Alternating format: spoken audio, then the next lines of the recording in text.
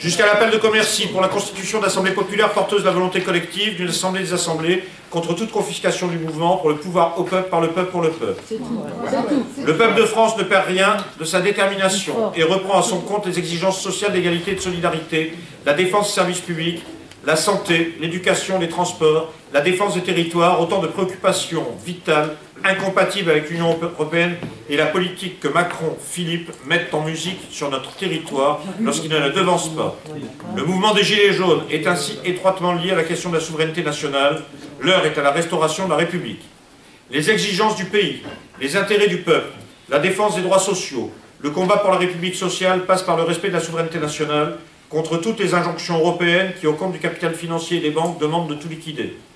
Fort de nos différences, fort de nos expériences, sans renier en rien nos spécificités, nous décidons tous ensemble, simples citoyens, inorganisés ou militants, de faire prévaloir l'intérêt général en nous rassemblant dans un collectif national pour la souveraineté et la justice sociale, dont une des premières tâches sera de soutenir partout où nous le pourrons les efforts de représentation du peuple par le peuple et pour le peuple, les assemblées démocratiques, leur coordination, l'établissement des cahiers de doléances permettant l'établissement des revendications sociales, égalitaires et écologiques. Nous décidons de soumettre cet appel aux signatures dans toute la France pour donner corps au CNSJS, d'ouvrir un site centralisant les contributions, d'œuvrer dans la plus grande transparence et le respect absolu de la démocratie.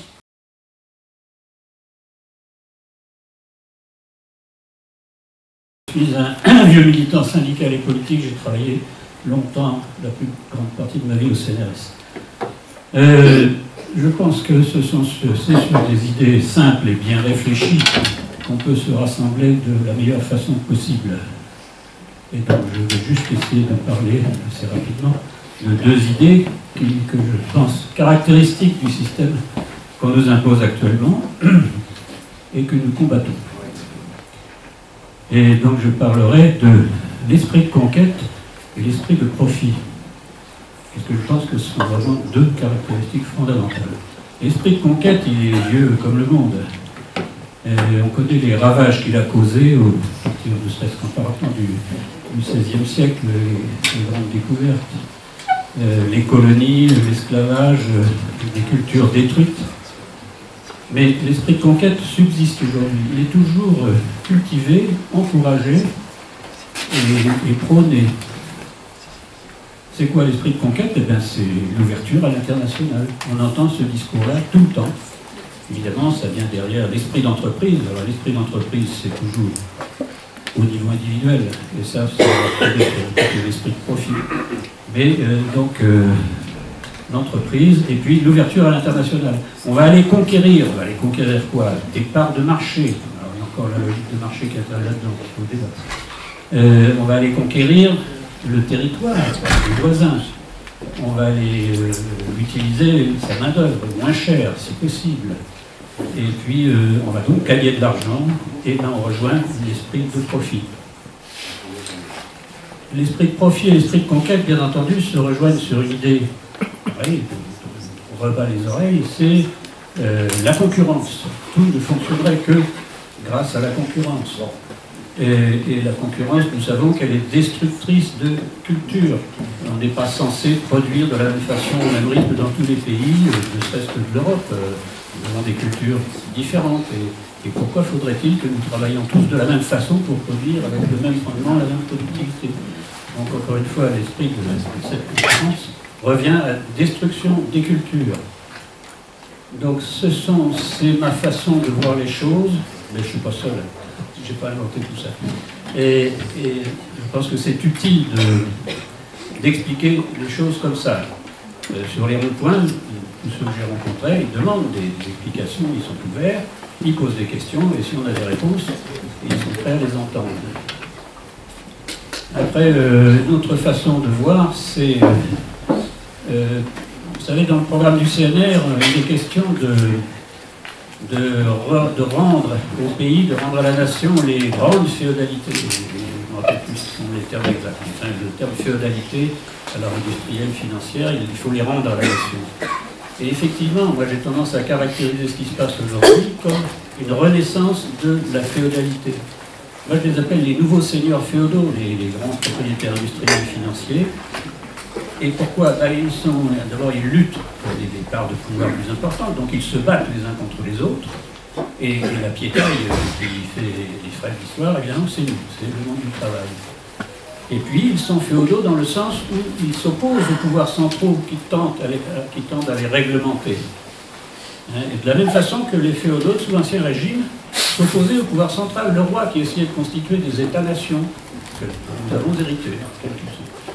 Et voilà, donc aujourd'hui, c'est bien clair que l'Union européenne, c'est l'essor des grandes féodalités financières industrielles, avec à la clé la destruction des États-nations, évidemment la perte de la souveraineté, et ils l'ont tous dit, ils le disent, le transfert de la souveraineté française, etc. Voilà, j'arrête là, mais on pourrait rester plus longtemps. D'accord sur les deux textes que j'ai lus un peu rapidement, mais tout de même, je pense qu'ils sont tout à fait acceptables, du moins de mon point de vue. J'observe simplement par rapport à deux interventions qui viennent d'être faites que il me paraît difficile, tel que nous sommes tous avec nos différences, d'engager un débat sur les institutions. Il y a un paragraphe sur la démocratie totale que je prends comme un constat d'une revendication de fait qui est issue du mouvement des Gilets jaunes, mais la démocratie s'institue, ce qui pose un problème qui a été le problème de la Révolution française et des 2 siècles qui ont succédé. Donc je crois qu'il faut que nous nous concentrions sur les questions de souveraineté de la nation, car c'est là bien notre point commun à tous. La question des institutions pouvant être débattues les uns avec les autres dans différents cercles, ce n'est pas du tout exclusif. Mais je crois qu'un collectif tel que le nôtre doit se concentrer sur le combat pour l'indépendance nationale. Donc, la question qui se pose aujourd'hui, c'est la question de l'organisation. J'ai été sensible à ce que disait tout à l'heure Georget. Je crois que nous avons à nous organiser en collectif national, en collectifs locaux. Je crois effectivement, comme l'a bien dit Olivier Delorme, que nous avons aussi à nous relier avec des camarades de différents pays, avec les Grecs, avec les Espagnols, avec les Italiens, avec les Belges. Il y a un certain nombre de collectifs, de mouvements qui sont en lutte pour les mêmes objectifs que nous, contre l'Union européenne, pour la reconquête de leur souveraineté. Il faut que nous soyons effectivement solidement alliés à ces mouvements et à ces personnalités. Donc je demande simplement qu'au plus tôt, on s'organise en tant que collectif sur les propositions qui ont déjà été faites, que nous aurons pour notre part à discuter, mais l'essentiel est de passer le plus vite possible à l'action. Je vous remercie. Donc, je suis David Gahuzer et je suis un ancien insoumis, laïque et souverainiste. Donc je me retrouve ici à partager de nombreuses valeurs transpartisanes, citoyennes et républicaines avant tout. Et là je vais simplement mettre l'accent, parce que tout le reste a déjà été bel et bien évoqué, j'ai souscrit totalement, il n'y a pas de souci. Par contre, je voudrais un petit peu mettre en parallèle ce qui se passe chez nous avec ce qui peut se passer au niveau international, très brièvement. Bon, Olivier Delorme en a déjà parlé avec la Grèce. Il est clair qu'il faut qu'on renforce nos liens avec les camarades qui veulent plus de souveraineté, retrouver leur souveraineté nationale comme chez nous. Et ça va nous conduire, en ce qui nous concerne, à réadapter notre diplomatie. Parce que je pense qu'aujourd'hui, il est de moins en moins acceptable que nous soyons comme ça alignés, que nous soyons partie prenante de ce qu'on appelle, entre guillemets, la communauté internationale. Mais la communauté internationale, ça se réduit à l'Occident. Or, la communauté internationale, comme elle devrait être vue, ça devrait être plutôt l'ensemble des nations du monde. Et on est loin de voir ça aujourd'hui.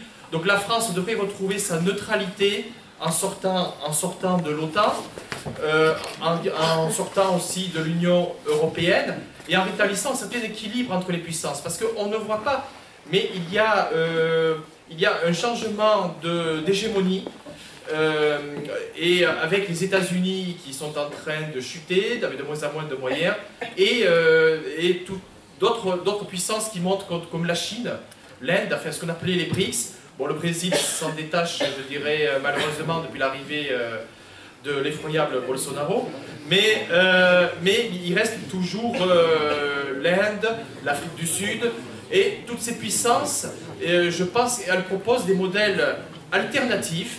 Donc ça va nous amener aussi à repenser notre économie, et je pense aujourd'hui au développement de l'économie sociale et solidaire qui est complètement freinée par le néolibéralisme, et puis aux énergies alternatives qui sont aussi freinées, parce que dès que des particuliers veulent trouver des substituts au pétrole, à l'essence, ils se heurtent au procès systématique monté par les multinationales. Et donc, bien sûr, les réformes de la vision politique avec le RIC, avec l'Assemblée constituante, et pour terminer aussi, retrouver notre langue. Parce qu'avec l'arrivée de Macron au pouvoir, c'est les anglicismes, c'est même, je dirais, la langue managériale, et on apprend aux Français à parler un sabir qui n'est plus leur langue, qui n'est même pas du bon anglais, et on s'appauvrit culturellement, donc il est temps de devenir maître de notre culture, de notre langue et de notre destin. Je vous remercie.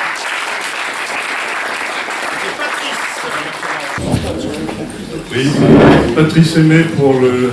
Vous m'entendez ou pas? Oui. Ouais, pour le MS 21, c'est-à-dire mouvement pour un socialiste du XXIe siècle. Alors, je partirai très rapidement de deux caractéristiques de la période qui me paraissent importantes. La première, c'est que le capitalisme, effectivement, est confronté à de nombreuses contradictions qu'il n'arrive pas à surmonter. Contradictions climatiques, contradictions bancaires avec des crises à répétition. Et il faut conjuguer cette caractéristique avec une deuxième qui est aussi importante, c'est que dans le champ politique français actuel, les partis dits de masse ont montré qu'ils n'étaient pas connectés aux masses. Et ça, ces deux éléments côte à côte, avec l'urgence qu'ils représentent, nous imposent effectivement de prendre des initiatives politiques. Là, c'est sûr que ça a été dit à maintes reprises, ce n'est plus le moment de se diviser sur des problèmes de vocabulaire ou de stratégie, il faut faire corps politique.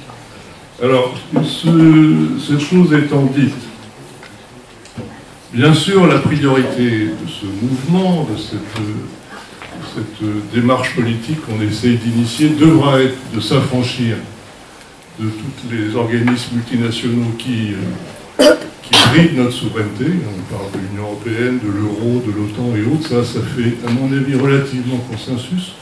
La deuxième question, est-ce que la question souveraine, dans cette démarche, doit être exclusive? C'est une question qui transparaît dans beaucoup d'interventions. Certains disent oui. Moi, je fais partie, et le MS 21 dans son entier, plutôt partie de ceux qui pensent que non. La question souveraine ne pourra pas résumer à elle seule la dynamique d'un tel mouvement. Et je voudrais m'en expliquer en deux minutes, s'il me reste 2 minutes. 2 minutes, c'est bon. Voilà, ça tombe bien. Je pense qu'il faudra y intégrer quasiment de façon nécessaire l'idée laïque, c'est-à-dire que ce mouvement doit intégrer la pensée laïque, qui n'est pas complètement incluse dans l'idée souveraine. Je pense qu'elle doit intégrer aussi, par rapport à la question de l'étranger, un concept que j'appellerais celui de l'hospitalité. Il faudra développer cette question, mais moi je suis complètement opposé à l'idée de préférence nationale. Je le dis clairement, et il n'y aura pas, à mon avis, de consensus possible sur cette question, parce qu'en plus, elle organise un flou politique avec des mouvements politiques avec lesquels nous ne voulons absolument pas travailler.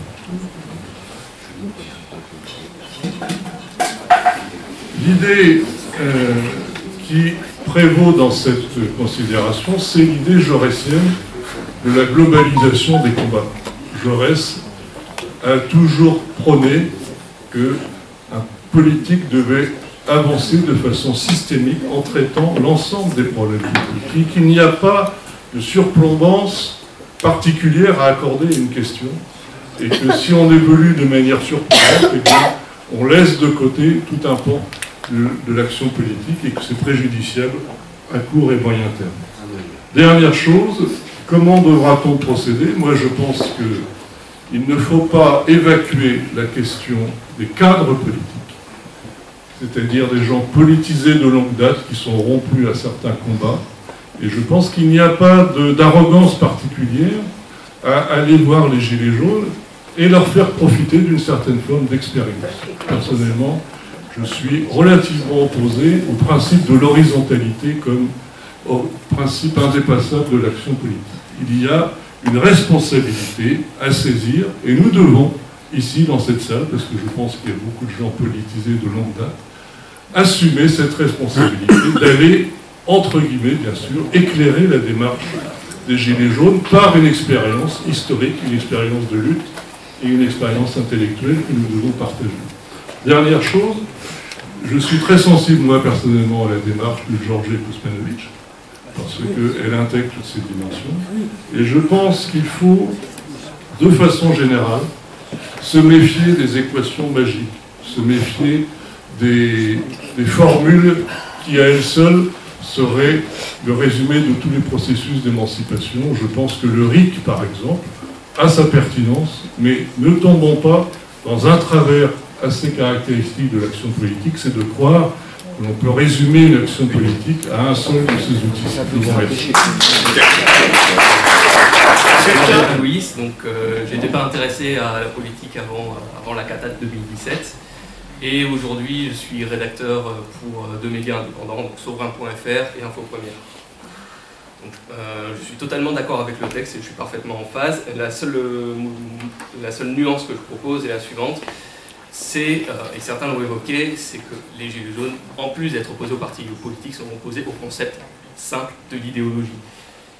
En l'occurrence, l'idéologie a tué le débat, au moins sur certaines questions, et par là même les revendications populaires. Je vais prendre un exemple qui est assez sulfureux, qui est celui de la politique migratoire.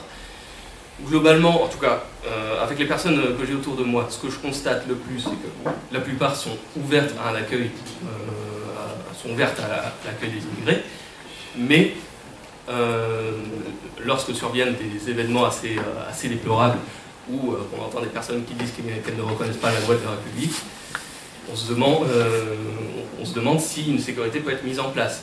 Le problème, c'est que la gauche s'est accaparée la première partie de la phrase et la droite s'est accaparée la deuxième partie de la phrase. Donc l'idéologie a pris le dessus et s'est greffée à un clivage dont on sait maintenant qu'on ne veut plus rien dire. Et ce qui est drôle aujourd'hui, c'est que maintenant, c'est le clivage qui se retourne contre l'idéologie. En l'occurrence, si on observe les élections européennes, on a 3 listes à gauche et 3 listes à droite qui prônent chacune de leur côté l'union de la gauche ou l'union de la droite. Donc FI, Génération, PCF à gauche, DLF, LR et Rassemblement National à droite. Ce qui prouve d'autant plus que le clivage gauche-droite est caduc. Donc voilà, je proposais cette modification. Les Gilets jaunes l'ont très bien compris à travers des exemples que mes camarades ont détaillés par la suite, auparavant, pardon. Et je voulais proposer simplement l'ajouter une nuance. Merci beaucoup. Alors, juste une chose, tu prends un papier et tu me montres ce que tu modifies exactement, tu me le files. Alors, je pensais au 4e paragraphe, on pouvait ajouter la nuance au moment de parler de la démocratie. Tac, tac, tac. Le peuple de France, détermination, l'égalité, la défense, service. Démocratie, 3e, pardon. 3e paragraphe, d'accord. Démocratie totale, déjà. Et ensuite, tu dis, quelle formulation, vas-y. Par le peuple, pour le peuple. Contre l'idéologie et contre le principe même de l'idéologie accaparée par les partis politiques. D'accord. C'est à Charles. Je m'appelle Charles, j'ai 23 ans, je suis jeune agriculteur. Bon. Aujourd'hui, je vois qu'on a pas mal parlé de cette espèce de clivage gauche-droite, mais je pense en faire en parallèle aussi ce qu'on voit avec les Gilets jaunes. C'est qu'en fait, on a une majorité de gens qui pensent pas forcément la même chose, mais qui sont plus ou moins d'accord sur une partie de la ligne. C'est-à-dire qu'on a beaucoup de gens qui sont aujourd'hui contre cette espèce de néolibéralisme bruxellois, de capitalisme de connivence, si on veut vraiment être un peu précis sur certains points. Et notamment, la plupart des Gilets jaunes, oui, on voit des revendications sociales qui sont très fortes et qui sont communes à la plupart des gens. Et même, si on va aller un peu plus loin dans analyse, même la plupart des partis politiques, aujourd'hui on voit que pas forcément les partis politiques, mais les gens qui votent pour certains partis politiques, qui se retrouvent plus ou moins sur certaines idées, notamment un peu sur du social c'est un peu ça. Et au final, ce que j'avais pensé, c'est que je pense que au lieu de s'engueuler sous prétexte que certaines personnes ont une étiquette ou certaines personnes ont une autre étiquette, au lieu de s'engueuler sur l'étiquette, je pense qu'au final, on devrait mieux se rassembler et faire et utiliser les outils qu'on a aujourd'hui, notamment avec la démocratie participative et directe, notamment avec ce qui revient souvent. Aujourd'hui, on voit Étienne Chouard un peu fréquemment dans le discours des Gilets jaunes. Et on voit le référendum d'initiative populaire, mais je pense qu'après, il faudrait aussi aller plus loin. Je pense qu'il faudrait que le peuple écrive sa propre constitution, qu'il vote ses propres lois, qu'il révoque les élus s'il le faut, mais qu'il participe activement à la vie politique française. Et qu'on arrête de demander à des maîtres, hein, parce qu'au final c'est ça, hein, la plupart du temps les politiques qu'on élit, ils font n'importe quoi, on n'a aucun contrôle sur eux, et ils ont les pleins pouvoirs sur la France. Et ça, il faut que ça cesse. On ne peut plus faire ça. Il faut que le peuple vote directement, fasse la loi et gère son pays. Pourquoi? Parce que seul le peuple n'est pas corruptible. On peut corrompre 500 députés. On le voit, il n'y a rien qu'à regarder la majorité En Marche. Ils sont presque 300, 350 même, et ils sont presque tous à voter les lois en cadence sans même réfléchir. Tout à fait. Alors moi je pense qu'il faudrait justement que tout le monde se rassemble autour de ça. C'est qu'en fait,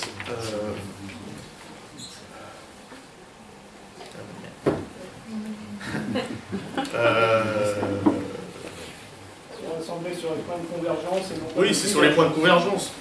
C'est ça. Enfin bref. Et je pense que voilà, il faut qu'on fasse ça nous-mêmes. Et je ne sais pas ce que va donner au final cette réunion, est-ce qu'il en a donné, mais je pense qu'il y a vraiment quelque chose qu'on pourrait faire, c'est dire aux gens, il faut que vous preniez votre destin en main, et il faut arrêter de penser qu'il va y avoir une solution politique, un parti qui va arriver et qui va changer tout. Non, c'est le peuple qui doit le faire, et il faut qu'on le fasse nous-mêmes. Ok, merci. Gouvernement du peuple, par le peuple, pour le peuple. Bon, je vais respecter les règles et ça va aller très vite parce que j'ai la chance que l'intervention que je souhaitais faire ait déjà été faite très très bien par Françoise. Parce que moi je voulais revenir sur la chose suivante et qui vient d'être dite encore. On est dans l'urgence, il ne faut pas s'imaginer que l'oligarchie là va céder facilement comme ça, c'est pas possible. Et je voulais revenir aussi sur une expression qui a été utilisée tout à l'heure, la lutte des classes. Non, on est en guerre. Je ne sais pas si vous avez vu la petite vidéo de Monique Pinson-Charlot, et elle le dit, on est en guerre, c'est la guerre des classes. Donc en fait moi ça va aller très vite, je vous regarde si j'avais oublié quelque chose. Oui, alors quels sont... oui, donc ils vont pas faire facilement. Alors ne pas faire à court terme, qu'est-ce qu'on a comme arme? Surtout, alors pas faire de liste gilets jaunes aux européennes et les élections européennes. Alors je sais que c'est pas le débat ici, ça c'est une arme pour nous, hein, les élections européennes, moi abstention personnellement. Hein. Et quelqu'un dit le massacre n'est plus à la mode, j'en sais rien. Moi non plus. Hein. Voilà, donc nos armes à court terme pour moi c'est quand même faire le plus rapidement une constituante et le RIC. Hein. Alors, dans les textes, j'ai pas la réponse à la question que je me posais. Est-ce que je dois aller parce que je vous raconte pas ma participation aux Gilets jaunes, est-ce que je dois aller au grand débat là à la con? Voilà. Ok. Voilà. Alors, c'est vrai que je pense qu'il y a deux interventions qui m'ont marqué. Il y a celle de Denis qui vient d'être faite, qui à mon avis est extrêmement importante sur le caractère du combat du haut contre le bas et du bas contre le haut, et sur le caractère tendu de cette situation. En effet, je crois que c'est Todd qui raconte ça, il dit qu'il y a des hauts gradés de la gendarmerie qui ont déclaré qu'ils refuseraient de tirer contre les gilets jaunes. Le problème, c'est que pour qu'ils le déclarent, il faut qu'on leur ait demandé. Et c'est ça la situation dans laquelle on se trouve. Et je pense que c'est une situation importante qui donne tout le relief de l'intervention de Françoise, et y compris des démarches et du positionnement qui doit être le nôtre. Notre positionnement, je suis d'accord avec ça, c'est pas d'aller donner des conseils de l'extérieur aux gilets jaunes. Soit on est gilet jaune sur un barrage, soit on l'est pas. Si on y est, on a égalité avec les autres. Si on n'y est pas, on n'a qu'une chose à faire, c'est à y aller. Ça, c'est le premier point. Et le deuxième, collectivement, nous, notre réflexion, c'est quoi? C'est pas de nous substituer d'être des donneurs d'ordre aux gilets jaunes. C'est d'être en réflexion politique sur l'issue éventuelle d'un tel mouvement. Quelle perspective, nous, on peut ouvrir à la discussion? On n'a pas décidé à leur place. On a à ouvrir une perspective pour permettre aux uns et aux autres de réfléchir, de discuter et de décider démocratiquement. Et ça, je m'excuse, c'est pas parce qu'on est gilet jaune comme les autres qu'on n'a pas cette particularité et cette possibilité. Et c'est le contenu des textes martyrs qu'on vous propose. Ça n'est rien d'autre. Ce contenu, c'est celui d'être capable, aujourd'hui, tous, collectivement, quelles que soient nos différences, quel que soit le degré de nos engagements, mais en même temps, parce que nous sommes ici dans cette salle et que nous sommes restés ensemble 4 heures, être capable, sur la problématique qu'on a discutée, de donner cet apport, de réfléchir, d'écrire, de travailler, de propager, bref, de faire de la politique, tout bêtement, dans un mouvement réel, qui est le mouvement qui n'a pas besoin de nous pour exister. Car soit du temps passant, que nous y soyons ou nous ne soyons pas, les gilets jaunes sont là, et fort heureusement, ça s'appelle la lutte des classes. Les classes sociales, elles ne se créent pas, et elles ne se dénient pas, elles existent, et la lutte, elle est inscrite parce que les intérêts sont antagonistes. C'est pas autre chose. Donc voilà ce qui, à mon avis, est important dans tout cela. Le combat pour la souveraineté, j'en termine, il a un contenu. C'est pas la souveraineté pour la souveraineté. Certains diront, oui, c'est la souveraineté parce que pas d'autre système possible. Mais nous, nous y voyons dans le contexte actuel un contenu précis. C'est le combat pour la justice sociale. C'est pour ça que nous voulons que le peuple soit souverain. C'est pour ça que nous voulons la regagner. C'est parce qu'il y a un contenu contre la dictature de la marge, comme dit Denis, contre la dictature de l'oligarchie, parce que en bas, ceux qui sont en bas sont en train de combattre au risque de leur vie, si on est sérieux avec ce que l'on dit et si on y croit, et par rapport à cela, eh bien évidemment, le combat pour la souveraineté, c'est le combat pour que ce point de vue l'emporte, contre l'autre. Et ça n'est pas autre chose.